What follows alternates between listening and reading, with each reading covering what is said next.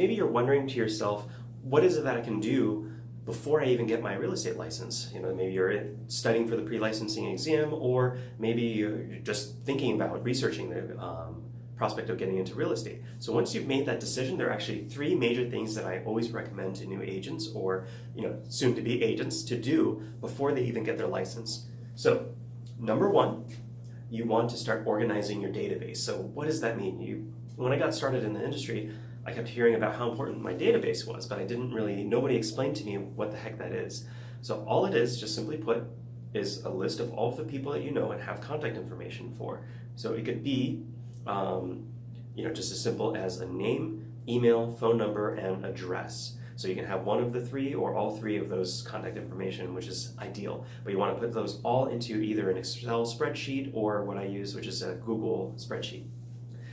Now, that's the first part. Now, this is really, really important because that will actually determine how successful your business is, your database, because that is everything for you, all of your contacts, all of your leads, things like that. Now, number two is lead gen and scripts. So you want to determine how you actually want to start finding the business, once you start getting into, once you do get licensed. So I'll start creating some more videos about different types of lead generation sources. If you do not have a ton of money saved up, then you don't want to go and start spending money to generate leads, as tempting as it might be.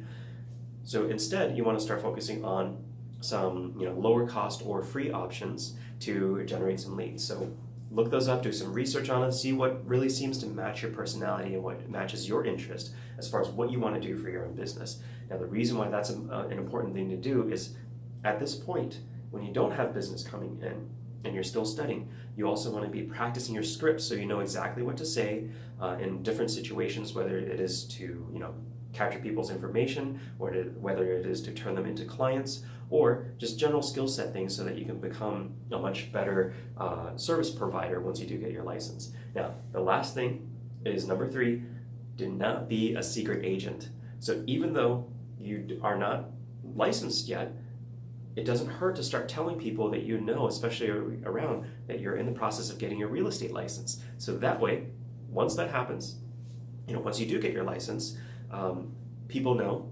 You can reach out to them, have that conversation, but even beforehand, you start cueing them and preparing their mind, because maybe they're going to tell you, in about 6 months, my parents are looking to downsize their home and we need somebody to sell their house. Would you like to sell their home? That is not an uncommon type of thing to happen. Or maybe you have a friend who's just like, I'm expecting a promotion in a little bit, and at that point, I think I'm going to be interested in starting to look for homes.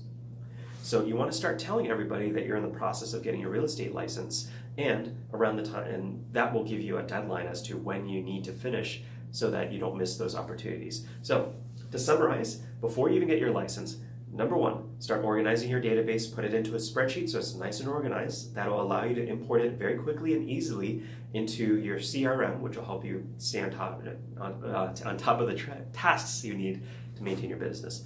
Number two, you want to determine 1 to 3 sources of lead generation and start really learning those scripts. Memorizing them, practicing them, being able to jump right in the middle of them, being interrupted, so on and so forth.